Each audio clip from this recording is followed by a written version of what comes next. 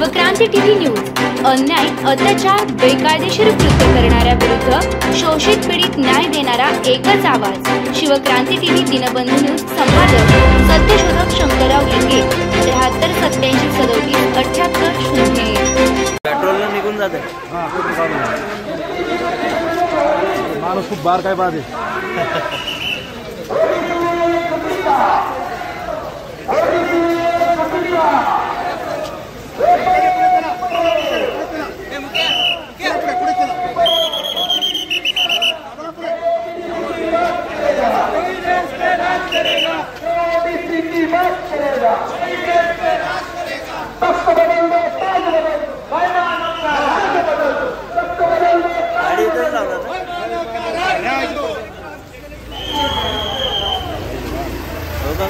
गाडी तर थांबलो नाही आम्ही दोन टाकणार दोन जण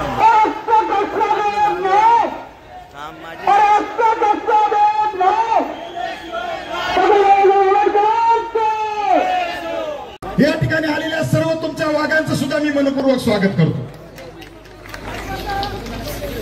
बांधवांच्या ओबीसी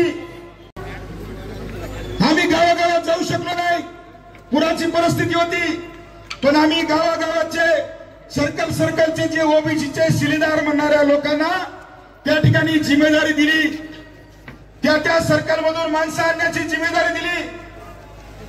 पण ते शिलेदार त्या ठिकाणी इथल्या प्रस्थापित मराठ्यांचे शिलेदार निघाले आणि त्या लोकांना त्या ठिकाणी दाबण्याचं काम केलं। मला या ठिकाणी जाणीवपूर्वक सांगायचंय, या सगळ्या परिस्थितीमध्ये इथल्या सगळ्या पक्षांनी, मग भाजप असेल, काँग्रेस असेल, दोन्ही शिवसेना असतील, दोन्ही राष्ट्रवादी असतील, मी आज दुःख व्यक्त करत नाही, कारण आम्ही थांबणारे लोक नाही, कारण पुन्हा आंदोलन चालू होणार आहे। पण मी त्यांची यादी सांगणार नाही, पण आता येणारी पुढची निवडणूक डोळ्यासमोर आहे।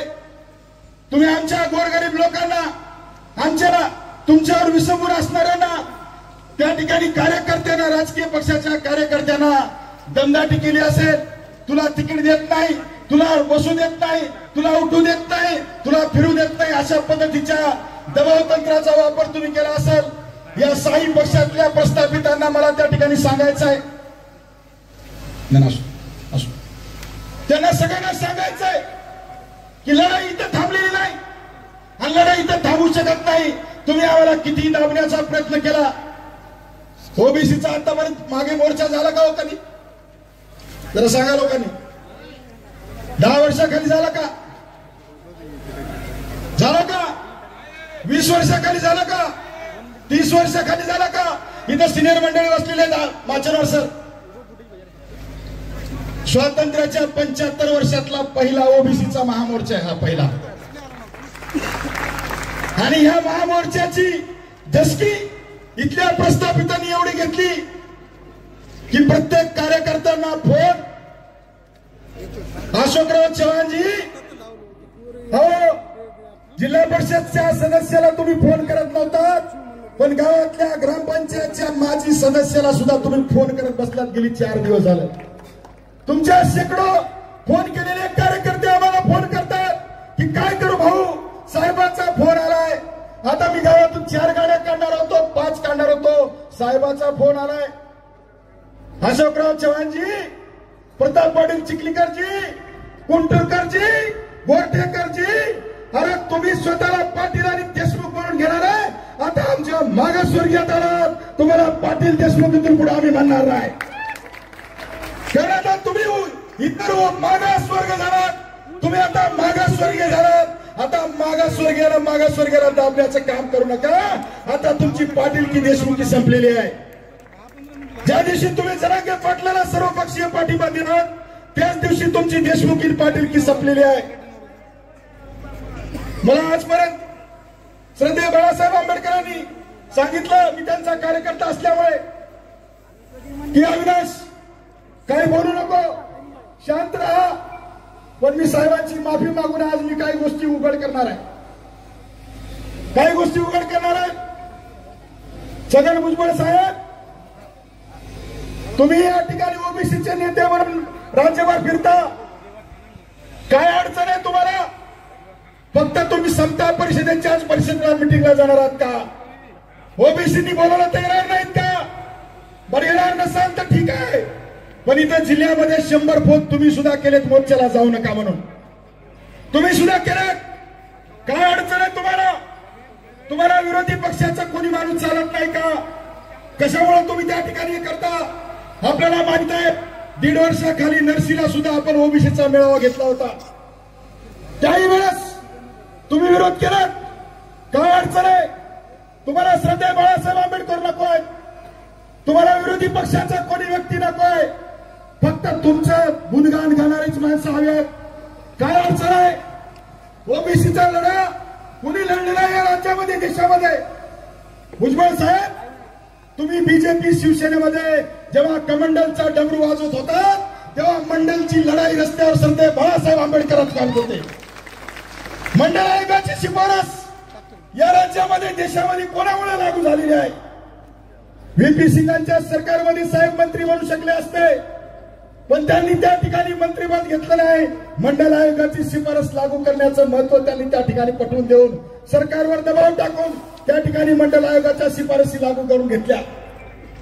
या राज्यातला ओबीसी भयभीत होता, गावगड्यामध्ये हल्ले चालू होते आणि त्या परिस्थितीमध्ये श्रद्धेय बाळासाहेब आंबेडकरांनी या महाराष्ट्रातून 25 जिल्ह्यामधून ओबीसीची यात्रा काढली. तेव्हा भुजबळ साहेब तुम्ही बाहेर नाही आलात. नांदेडच्या अनेक गावामध्ये माझ्या माळी समाजाच्या, नावी समाजाच्या, कुंभार समाजाच्या लोकांवर हल्ले झाले. त्यावेळेस कोणी रस्त्यावर नव्हतं, केवळ आणि केवळ श्रद्धेय बाळासाहेब आंबेडकरांच्या पाठीशी होते. त्यांनी आमच्या पाठीमागे संरक्षण उभं केलं. कुठे होता तुम्ही जेव्हा ओबीसीचे कार्यकर्ते विधानसभेच्या, लोकसभेच्या तिकिटासाठी वन फिरत होते? या 4-5 पक्षाच्या दरवाजावर भीक मागत होते. त्यावेळेस कोणी आम्हाला तिकीट दिले नाही, पण 100 पेक्षा जास्त ओबीसीच्या विधानसभेला उमेदवारांना तिकीट देण्याचं काम श्रद्धेय बाळासाहेब आंबेडकरांनी केलंय. तुम्ही फक्त तुमचं आणि तुमच्या पुतण्याच्या तिकिटासाठी तिथे लढत होता. हे सत्य परिस्थिती आहे. मी आज बोलणार आहे, 2 मिनिटं घेऊन मी माझा विरोध प्रास्ताविक संपवणार आहे.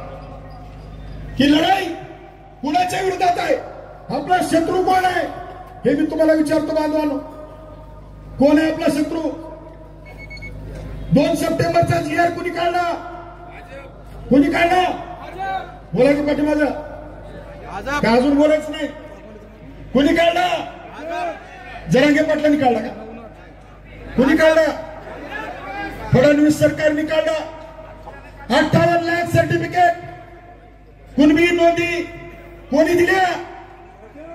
कोणी दिल्या? मागायला ओढल्या की जरा कोणी पण दिल्या? अरे जरांगे पाटील तर ते माणूस त्याच्या समाजासाठी लढला, त्यानं काही पण बालहट्ट करील, पण त्याचा हट्ट कोणी पुरवला? मग मला सांगा, बीडचा ओबीसी समता परिषदेच्या मेळाव्यामध्ये सरकारच्या विरोधात कोणी बोललं का? बोललं का? जरांगे पाटील काय मुख्यमंत्री आहे? देशाचा राष्ट्रपती आहे? कोण आहे की प्रत्येक वक्ता जरांगे पाटलावर बोला, पण फडणवीसवर आणि अजित पवार किंवा त्या ठिकाणी एकनाथ शिंदेवर कोणीच बोललं नाही. मी मंचावरच्या सगळ्यांना विचारतो, नवनाथ आबासाहेब तुम्हाला विचारतो की सरकारच्या विरोधात कोणी बोललं का? हाके सर तुमचा आवाज कुणी दाबला तिथं? आबांना का बोलू दिलं नाही? कारण ही दोन्ही आमचे शिलेदार ओरिजिनल शत्रूच्या विरोधात बोलतात, त्यांचा आवाज सुद्धा दाबण्याचं काम झालेलं आहे बांधवांनो. सरकारच्या विरोधामध्ये कोणीच बोललं नाही. जे ते जरांगे पाटलाच्या विरोधात बोलतात. अरे मनोज जरांगे हा तर एक साधा पोरगा आहे, त्यानं काहीच नाही ना, त्यानं काही मागाल उद्या मला आदिवासी मध्ये द्या मराठ्यांना, त्यानं काही मागाल, त्याचा समाज आहे, त्यानं काही मागणी करू शकतो. पण देणारे हे आमचा घात करणारे आहेत. 2 लाईन बोलतो आणि थांबतो. सगळ्यांनी बाहुबली पिक्चर बघितला का नाही? बघितलं ना? बाहुबलीला पाठीमाग खंजर कोणी मारला? कटप्पा. ओबीसीनी जरांगे पाटला बसून आणि सगळ्या प्रस्थापित लोकांपासून आरक्षणाला धोका आहे म्हणून कोणाला निवडून दिलं? भाजपला. कोणाला निवडून दिलं? आणि इथला महाराष्ट्रातला 65% बाहुबली ओबीसी समाज बाहुबली आहे इथला महाराष्ट्रातला. मग त्या बाहुबलीच्या पाठीत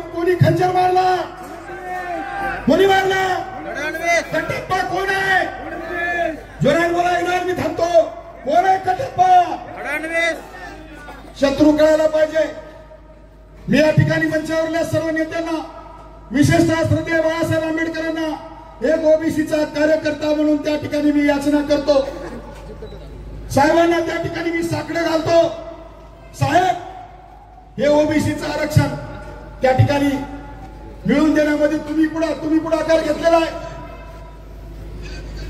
तुम्ही सर्व केलेलं आहे.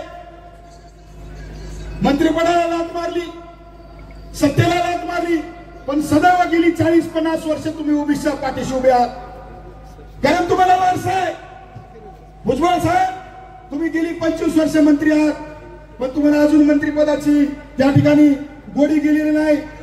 पण तुम्हाला सांगतो की त्या ठिकाणी घटनेमध्ये ओबीसीला आरक्षण देऊन जेव्हा केंद्र सरकार त्या ठिकाणी ओबीसीचा आयोग नेमत नाही, म्हणून त्या ठिकाणी केंद्रीय मंत्रिपदाला लाथ मारणारे विश्वरत्न डॉक्टर बाबासाहेब आंबेडकरांचे नातू बाळासाहेब आंबेडकर आहे.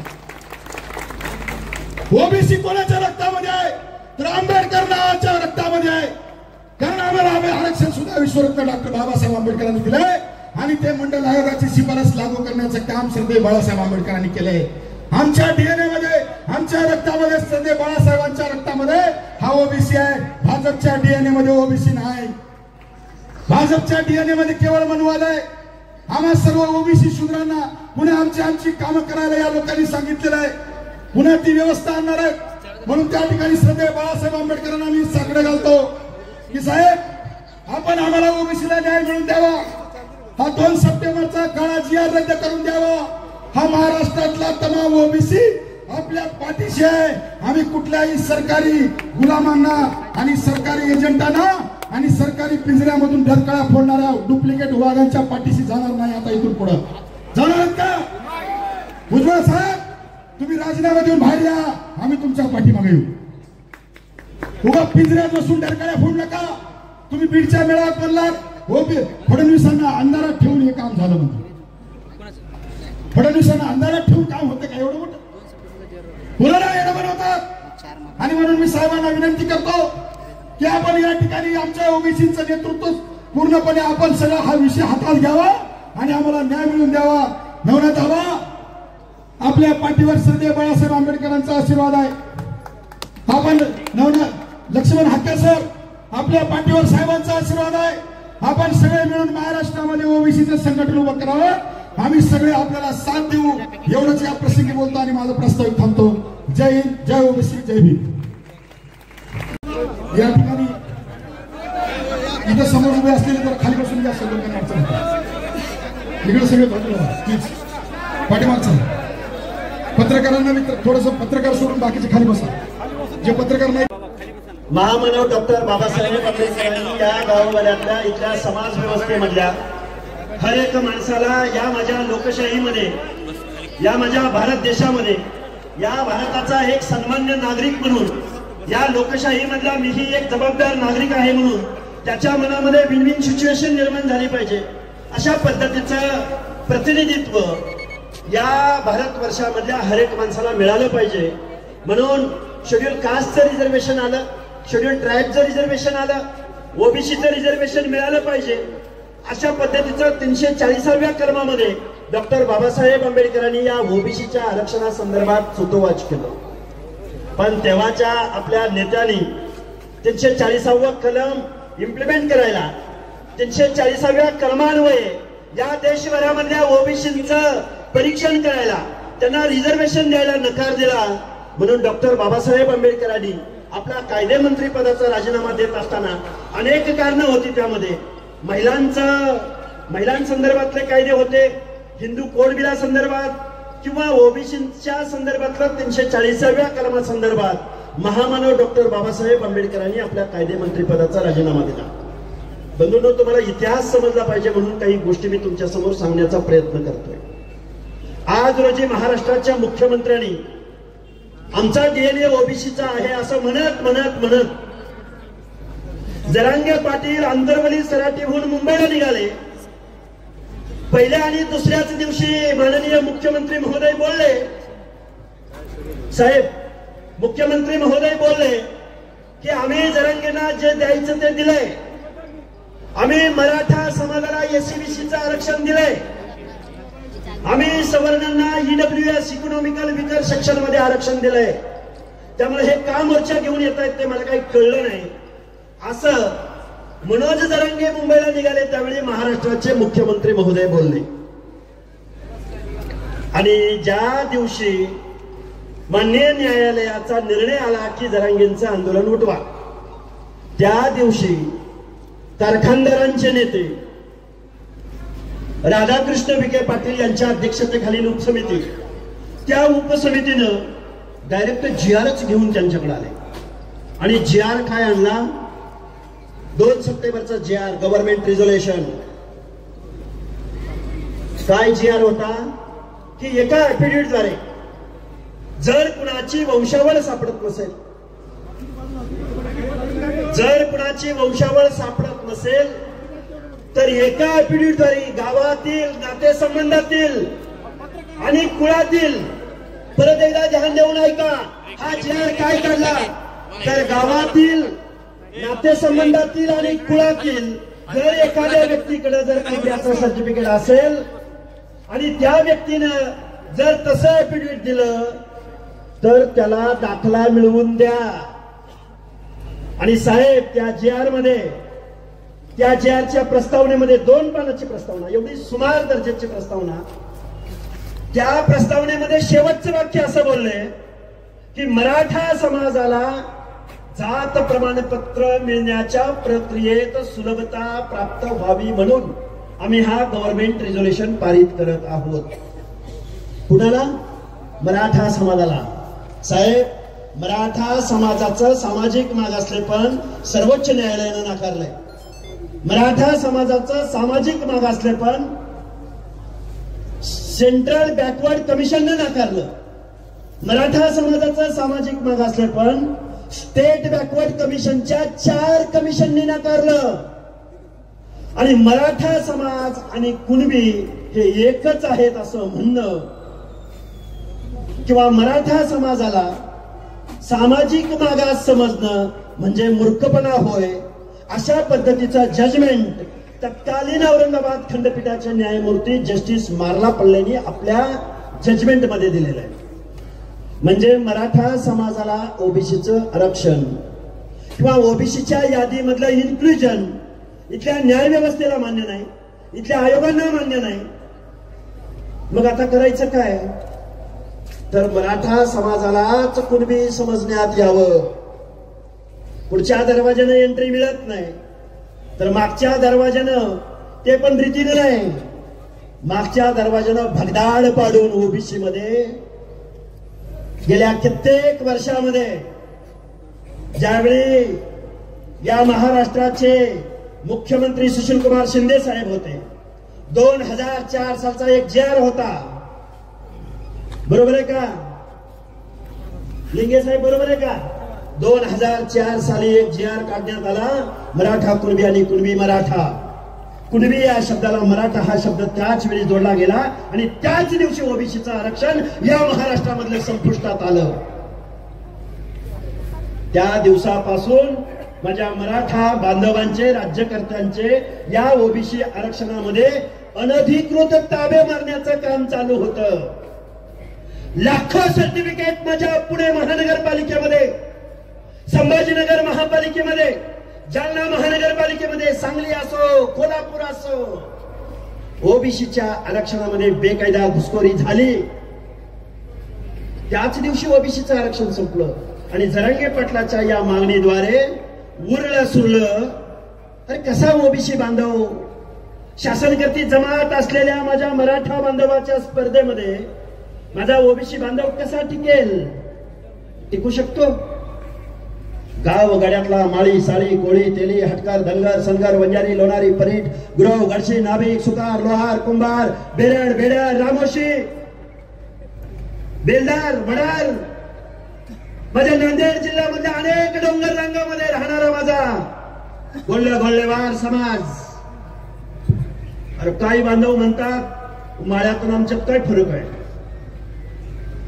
साहेब, एका चॅनलला डिस्कशन करत होतो, वीरेंद्र पवार नावाचा तो मुंबईमध्ये मोर्चाचं नियोजन करणारा माणूस आम्हाला बोलला की धनगर समाज सुद्धा म्हणला राज्यकर्ता होता, क्षत्रिय होता, आणि मग धनगर समाज क्षत्रिय तर तो ओबीसी मध्ये कसा, आणि मग धनगर ओबीसी मध्ये तर मग आम्ही का ओबीसी मध्ये नाही?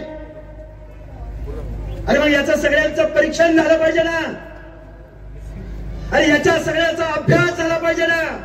आरक्षणाचं बेसिक तत्व हे प्रतिनिधित्व आहे.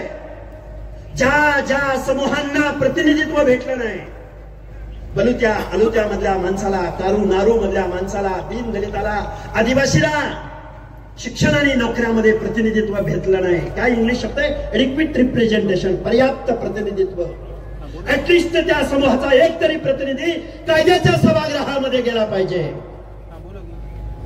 संयुक्त महाराष्ट्र निर्माण झाला तेव्हापासून आजपर्यंत या महाराष्ट्राच्या विधानसभेमध्ये एकही नाभिक पोचू शकला नाही, एकही सुतार, कुंभार, लोहार पोचू शकला नाही, एकही गिसाडी गुरव एखादा पोचला असेल. साहेब माझा अभ्यास कमी असेल, पण जोपर्यंत ओबीसीची मुवमेंट, जोपर्यंत बलुत्याची अलुत्याची सामाजिक मागासलेपणाची व्याख्या या महाराष्ट्रामधला एकही नेता बोलणार नाही, अरे एकही नेता खरं बोलायला तयार नाही.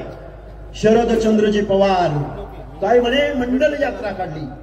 अरे मंडल आयोग इम्प्लिमेंट करायला लावणारे कोण होते? इथं विचारपीठावर बसणारे श्रद्धेय बाळासाहेब आंबेडकर होते. विश्वनाथ प्रताप सिंग, आमचे मुंबई विद्यापीठामधले अरुणजी कांबळे साहेब, या सगळ्या मंडळींनी मंडल आयोग इम्प्लिमेंट झाला पाहिजे यासाठी विश्वनाथ प्रताप सिंगांकडे आग्रह धरला. आणि योगायोगाने महाराष्ट्राचे मुख्यमंत्री त्यावेळी कोण होते? शरदचंद्रजी पवार साहेब होते. मग काय मंडल आयोग फक्त महाराष्ट्रात लागू झाला का? तर देशभरामध्ये लागू झाला ना. आणि तुम्ही मंडळ यात्रा काढताय आणि आम्ही ओबीसीचं आरक्षण दिलं म्हणून तुम्ही श्रेय घेता. काय आहे मंडळ आयोग? मंडळ आयोग म्हणजे ओबीसीचं प्रतिनिधित्व, ओबीसींना सामाजिक न्याय देणं, आर्थिक न्याय नव्हे, गरिबी हटाव नव्हे. आणि मग त्यांना मिळतंय तर आम्हाला का नाही? अरे याचा अभ्यास करा ना. एखाद्या समाजानं जर एखादं आरक्षण मागितलं तर त्याचा अर्ज कुणाकडे केला जातो? ओबीसीचं आरक्षण पाहिजे असेल तर राज्य मागासवर्ग आयोगाकडे केला जातो. एससीचं आरक्षण पाहिजे असेल तर शेड्यूल कास्टच्या आयोगाकडे तो अर्ज केला जातो, ट्रायबल आयोगाकडे तो अर्ज केला जातो. मग तो आयोग अभ्यास करतो, त्याची काहीतरी मेथडॉलॉजी आहे, त्याच्या पाठीमागे काहीतरी संविधानिक तत्व आहे, त्याच्या मागे काहीतरी पॅरामीटर्स आहे, त्याचा लिगल ऍस्पेक्ट आहे. कोणी मागणी, काहीही मागणी करू करेल ना उद्या, आणि मग त्याला ते द्यायचं. मला वाटतंय महाराष्ट्रामधल्या लोकनियुक्त सरकारनं घटनेच्या मूलभूत तत्वांची पायमल्ली केली, रिझर्वेशन धोरण पायदळी तुडवण्याचं काम केलंय. ओबीसीचं आरक्षण आज रोजी संपवलेलं आहे. माननीय देवेंद्रजी फडणवीस साहेब, तुम्ही जरांगे पाटलाच्या सांगण्यावरनं ही ओबीसीची मसलत, हे ओबीसीचे हक्क आणि अधिकार तुम्ही 2 सप्टेंबरच्या JR संपवलेले आहेत. तो विखे पाटील नावाचा कारखानदार, वायनरी चालवणारा, काय कळतं विखे पाटील साहेब तुम्हाला? सोशल जस्टिस समजून घ्यायचं असेल तर बाळासाहेब आंबेडकर साहेब काय म्हणतात ते कधीतरी कान खुलं ठेवू नये का? म्हणे मराठा समाजानं कधी ओबीसी आरक्षणाला विरोध केला होता का? आता ओबीसीच्या लोकांनी संभ्रम निर्माण करू नये. आणि आता ओबीसी लोकांनी आम्ही तुम्हाला विरोध केला नव्हता तर तुम्ही आम्हाला का विरोध करताय? ही काय भावाभावामधली वाटणी आहे का? घरामध्ये जर एखाद्या कुटुंबामध्ये 4 भाऊ असतील आणि त्या 4 भावंडापैकी एक भावंड जर अपंग असेल, दिव्यांग असेल, तर त्या कुटुंबामधले आई वडील काय विचार करतात की अरे हा एक आपला मुलगा थोडासा अपंग आहे, याच्यासाठी आपल्याला काहीतरी स्पेशल तरतूद केली पाहिजे. देशाचं संविधान, देशामध्ये लोकशाही लागू होत असताना महामानव डॉक्टर बाबासाहेब आंबेडकरांनी डोंगराच्या कुशीला राहणारा भटका, गावगाड्यामध्ये छूत अछूतपणा ज्याच्या बाबतीमध्ये पाळला गेला, गावगाड्यामध्ये ज्यांना जल जंगल जमीन डोंगराच्या कुशीला एखाद्या पर्वताच्या माचीवरती जो आदिवासी बांधव कातकरी भिल्ल राहतो, त्या माणसांना सुद्धा या निर्णय प्रक्रियेमध्ये आणता आलं पाहिजे, म्हणून रिझर्वेशन पॉलिसी राबवली. आता जरांगे पाटील म्हणतात तुम्ही कधी इम्पेरिकल डेटा महाराष्ट्रामध्ये कलेक्ट होत नाही, सोशो इकॉनॉमिकल सर्वे होत नाही. अरे महाराष्ट्रामध्ये ओबीसीचं आरक्षण चॅलेंज झालं. इम्पेरिकल डेटा कलेक्ट झाल्याशिवाय रिझर्वेशन पॉलिसी ओबीसीची पंचायत राज मधलं रिझर्वेशन अलॉट करू नका म्हणून सुप्रीम कोर्टानं सांगितलं. महाराष्ट्राच्या पाठीमागणं बिहारमध्ये सोशो इकॉनॉमिकल सर्वे झाला, छत्तीसगडमध्ये झाला, तेलंगणामध्ये झाला, कर्नाटकामध्ये झाला. पण पुरोगामी पुरोगामी पुरोगामी महाराष्ट्र, फुले शाहू आंबेडकरांचा पुरोगामी महाराष्ट्र, ज्या महाराष्ट्रामध्ये फुले शाहू आंबेडकरांनी जन्म घेतला, ज्या फुले शाहू आंबेडकरांच्या समतेच्या विचारानं, मानवतेच्या विचारानं, बंधुतेच्या विचारानं या देशाला दिशा दिली, त्या महाराष्ट्रामधलं लोकनियुक्त सरकार मात्र इम्पेरिकल डेटा कलेक्ट करायला तयार नाही. राज्य मागासवर्ग आयोगाचं म्हणणं ऐकायला तयार नाही. सुप्रीम कोर्टाचं 650 पानाचं जजमेंट ऐकायला तयार नाही. बेकायदा GR काढायला तयार या महाराष्ट्राच्या मुख्यमंत्र्यांनी हा GR काढला आणि ओबीसीची मसलत आज रोजी बुडवलेली आहे. आता आम्ही नांदेडमध्ये आलोय. साहेब, बोलायचं म्हणलं तर खूप काही बोलू शकतो. राजकारणावर बोलायचं, शिक्षणावर बोलायचं. काल परवा डॉक्टर संपदा मुंडेंची हत्या झाली. काल मी त्यांच्या आई वडिलांना भेटायला गेलो. अर्ध्या केज तालुक्यामध्ये किल्ले धारूरच्या एका डोंगराच्या कुशीला असणाऱ्या ऊसतोड मजुरीचं काम करणाऱ्या आई बापाच्या पोटी डॉक्टर संपदा जन्माला आली. MBBS doctor. तिचं ते शिक्षण घेत असताना तिला काय हर्डल्स पार करावे लागले असतील, काय परिस्थितीला सामोरं जावं लागलं असेल. तिची आत्महत्या झाली. आत्महत्या झाली का आत्महत्या केली? अहो मुख्यमंत्री महोदय, या महाराष्ट्रामधला पालक चिंतेत आहे. अरे माझ्या पोरीला शिक्षण द्यायचं का नाही द्यायचं, माझ्या पोरीला वसतिगृहात ठेवायचं का नाही ठेवायचं. जर संपदा मुंडेचा जर बळी जात असेल तर माझ्या लेकीचं काय? महाराष्ट्रातल्या पालकांच्या मनामध्ये चिंता आहे. त्याच वेळी महाराष्ट्राचे मुख्यमंत्री त्याच फिल्टरमध्ये येतात आणि आपल्या कार्यकर्त्याला क्लीन चिट देतात.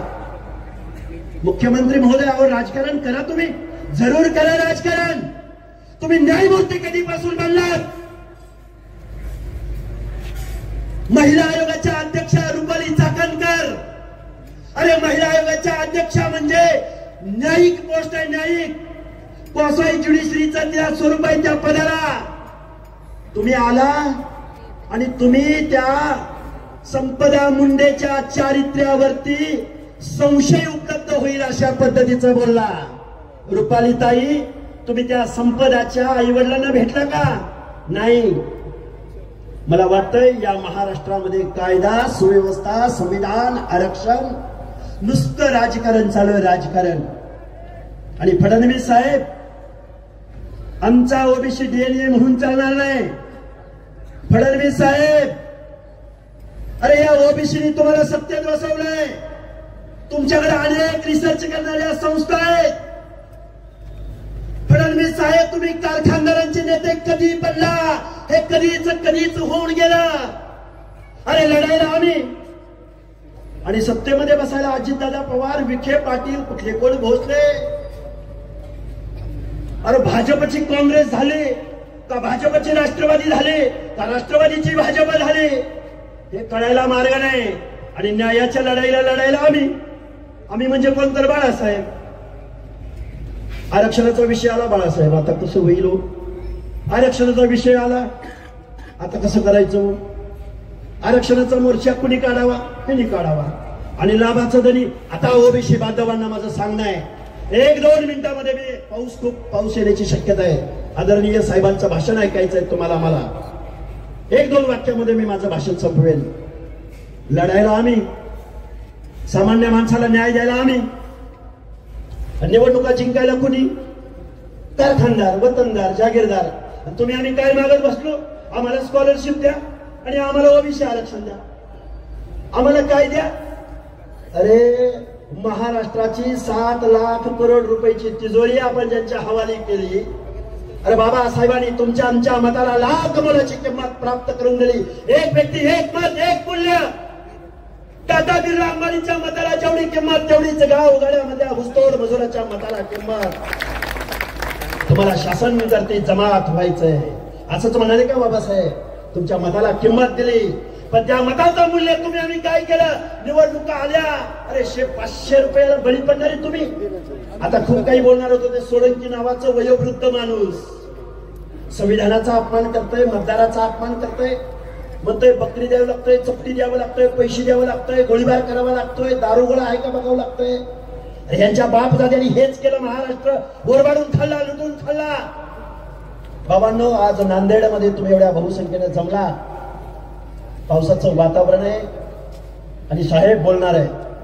आम्ही न्यायाची, सामाजिक न्यायाची लढाई घेऊन पुढे जातोय. 500 माणसं असली चालेल, 1000 माणसं असली चालतील. आणि इथं रवी शिंदे बसलेले आहेत. हिंगोलीला 1 लाख लोक घेऊन आले होते. 1 लाख. भविष्यामध्ये आपल्याला नागपूरच्या अधिवेशनावर पण जावं लागेल आणि मुंबईलाही जावं लागेल. लढाईची तयारी ठेवा. मी माझा मनोगत इथं आटोपत घेतो. धन्यवाद. जय हिंद, जय भीम, जय ज्योती, जय मल्हार.